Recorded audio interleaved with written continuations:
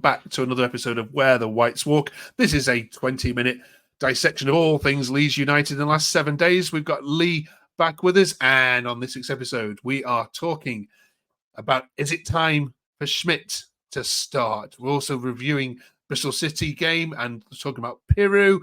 We're previewing Plymouth and getting Lee's vote for the October Player of the Month. And we're asking you in the comments, if you could relegate any 3 teams from this division, which ones would they be? Let's jump straight into it.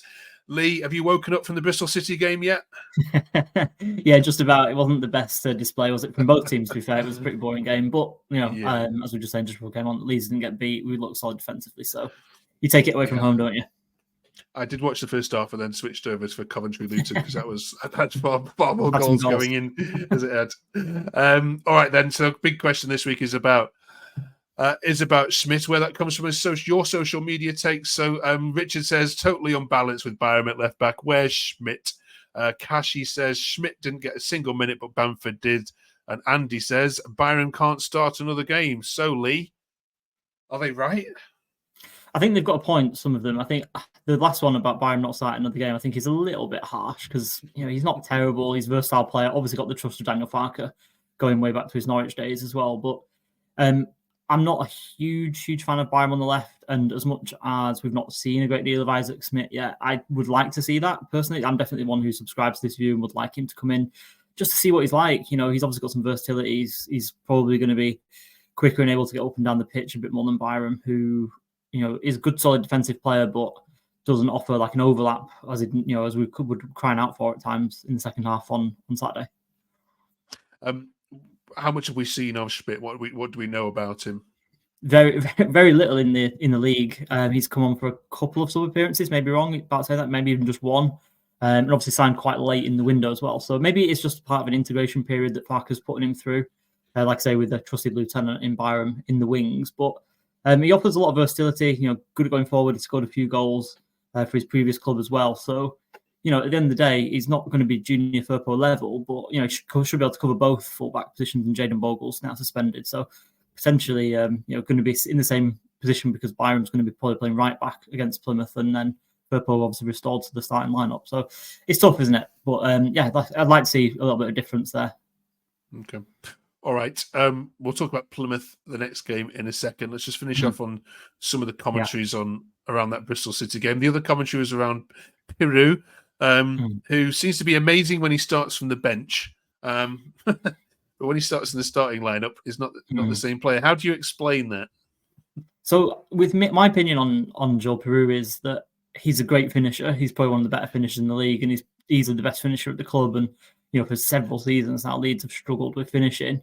And Mateo Joseph, as much as he's been in great positions, has not been, we've got him in front of goal a lot of the time, and he's only got a couple of goals so far this season. As much as his all-round player has been probably better than Peru and has been excellent for a player in his first season. I think the thing is if you get a player with Peru's finishing and Joseph work rate and everything like that, he's probably not playing in the Championship. So it's tough. It's a tough one because I can see where Farke's coming from. For example, starting him against Sunderland, you kind of see that as like a top table clash, and you think, well, if we get one chance, we need to put it away.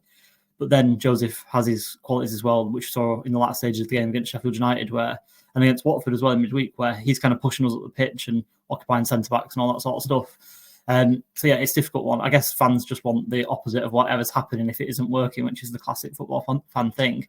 But both got their virtues, I would say, and both will play a big part in the rest of the season. Yeah, social media was exactly that, Lee. Nicholas says, sorry, we'll go with George first. That was one of the worst games I've ever seen. Only Tanaka played well. Most of the team didn't look interested. We'll come back to your view on that in a minute. Mm-hmm. Nicholas says, a frustrating watch. I haven't seen much of Schmidt, but Byram offers nothing, so hopefully you get a run against Plymouth. Tanaka took over the midfield in the second half, but he doesn't have a clear pass forward. The need for a creative 10 seems bigger than ever. Tricky on that, isn't it? Because he's getting such rave reviews. But is he got a point about the pass forward? No, I don't think so. I think he actually passes through the lines quite well. It was obviously my tweet that you pulled up last week when we were talking about the Sheffield United game. Him and Rothwell, a lot more progressive, and he does pass forward.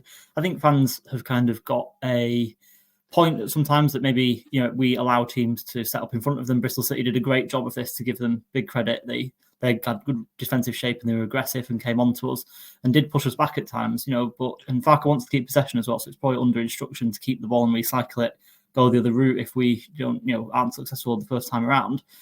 So yeah, it sometimes does mean that we are quite boring to watch at times. However, it does mean that we're very solid defensively and we can control the games as well, which Tanaka does. I think the first comment as well about Tanaka being the only player that played well was also harsh, but we maybe discuss that a little bit in more detail. But no, I think Tanaka, he's settling into the division, settling into the team. He's only been playing this month, which we'll come on to maybe a little bit later. But I think he's been a fantastic player so far for us in this month. And as I said last week, Rothwell and him are more progressive than what you would get with Ampadu and Gruev. So you can't win them all, is my kind of biggest takeaway from the Bristol game, to be honest with you. And a 0-0 away from home against a team in the top 10, as much as Leeds fans have big expectations and want to win every game, it's not a terrible point at the end of the day. Okay. Just finally, would you start Joseph then against Plymouth, given that Peru had less touches than Meslier did? Yeah, I would, and because one of my things, I think, to kind of come off the piggyback of the first comment I mentioned before about Tanaka only playing well, I didn't think the rest of the team played great, but I thought that him, Rothwell, Strauch, Rodon were all pretty good. Pirro was pretty anonymous. I tweeted something similar at the end of the game. So yeah, I would give Joseph another go, because at the end of the day, you're going to want to have a lot of chances against Plymouth. Maybe this will be something that you can get his confidence up, get him a goal or two maybe, and then you're flying again with Joseph. It's not going to be that situation where we're in against Sheffield United where we need to take one chance, or against Sunderland where we need to take one chance. We can probably afford to give Joseph a run and just give Pirro a rest as well, because as much as he's been cut off the bench a bit recently, he's started the last couple and has played reasonably well before Saturday. Okay. All right. Thanks for that. Before we look at the Plymouth game, don't forget to hit the subscribe button. We know there's so much Leeds content out there. We know they all had to start somewhere, just as we are. So massively help us out. Hit the subscribe button and do give us a quick watch. 20 minutes every single week. It's not an hour. It's not 50 minutes. It's just 20 minutes of quick reviews with Lee and others. All right, then Plymouth then. Next, this is the reverse fixture of the final game of the season. So next time you see Plymouth, you're hoping it'll be a celebration down at Home Park as you clinch the title. Absolutely. Yeah, no, it's a game, just going back to what I said about the point on Saturday, it's not a bad point. If we don't then back this up with a win, it becomes a bad point and you start to ask for more questions of the team and Daniel Farke, I guess. But this is a win that everyone should be looking to win, and won quite comfortably as well. Obviously, they're down towards the bottom of the table, not in great form. As much as a lot of fans were disappointed on Saturday, be nice to get back to winning ways. And obviously, the Wayne Rooney factor is obviously there as well, and it'd be nice, I guess, to get him the sack potentially, as we did last season when he was at Birmingham. That's right. He'd have a nice warm welcome, isn't he? 1962, the last time Plymouth won at Ellen Road. I think one of the only times they've won at Ellen Road, so their record there is shocking. Burnley struggled though, Lee, against Plymouth when they went to Turf Moor. They always were ultra defensive. Do you think Farke's worked out the low block now and can, because usually last year it was just having Somerville run at players, wasn't it, or run at defenders, and he seemed to have the manager of them. But you haven't got Somerville now.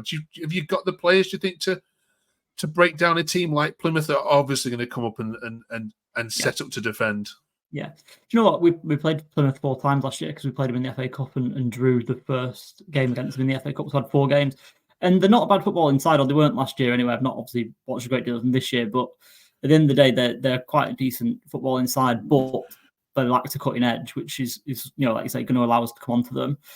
Do we have the players? We do, but the problem is Laji Ramazani is now hurt as well. He was just coming into his own. Manor Solomon's just coming back from injury and he's looking a bit rusty. And Dan James also as well on Saturday was looking a little bit rusty, although probably a better place than Solomon to be that person who can unlock a defence. We should have the players, shouldn't we? We've got a really, really expensive squad and a squad that's played at a higher level than this and higher level than a lot of Plymouth players. It is a work in progress, generally speaking. It's something that frustrates a lot of fans that we don't just go out and get games won in the first 20 minutes. So I would like to think so, but this has all the hallmarks of a frustrating game. But it's one of those things as well because of Plymouth's lack of cutting edge at the top of the pitch, it should be one goal that should be enough. So hopefully, like I say, we can get that early and then go from there. Okay. And like we say, the next time you play Plymouth should be at the end of the season. Do you, based on everything you've seen so far, do you have no worries that it won't come down to that game at all at home park? That'll be a party in Plymouth, your last game in the Championship. I'd like to think so. As I said quite boldly last week, I think we're the best team in the league. Doesn't mean that we'll win every game, as we saw on Saturday, but I think we're trending upwards. We're getting better, and as long as the injury bug doesn't hit in a big way. As much as Sunderland are playing really well, Burnley are obviously going to be around most of the season. I think we should hopefully have it wrapped up by that game against Plymouth in the final of the season. But it wouldn't be Leeds United without a bit of drama, would it? So you never know. Absolutely not. Okay, then October Player of the Month time. I think this is probably only going to go one way in the official Player of the Month. But go on, who's yours? Yeah, I mean, like we mentioned before, didn't we? It's going to be Ao Tanaka from me. He's come in at the start of the month, started his first game on the 1st of October against Norwich, and has just been superb ever since. Like I say, just doesn't lose the ball, looks incredibly calm and composed on it, uses it well. And, as much as we have got a lot of good options in midfield, ready to come back, as we kind of discussed last week, he'd be keeping his place for me moving forward. I mean, there's been a couple of other candidates, Pascal Struijk has been really good. Like I said, Laj Ramazani scored a couple of goals this month, and has looked really, really good. But obviously, being injured now is a bit of a worry. But yeah, no, I think Tanaka's been head and shoulders above a lot of the players in the league, to be honest with you, never mind on just Leeds team. So yeah, he'd definitely get my nod. Absolutely. It's incomprehensible. He's going to lose his place, isn't he, when the players have come back a bit. Absolutely. Brilliant. Okay, finally then, it is Halloween, so we're asking you and all you Leeds fans out there to be a little bit evil in the comments. Which 3 teams in the Championship would you love to relegate? Which 3 teams bug you the most? Which sets of fans deserve to taste some League One action for a bit?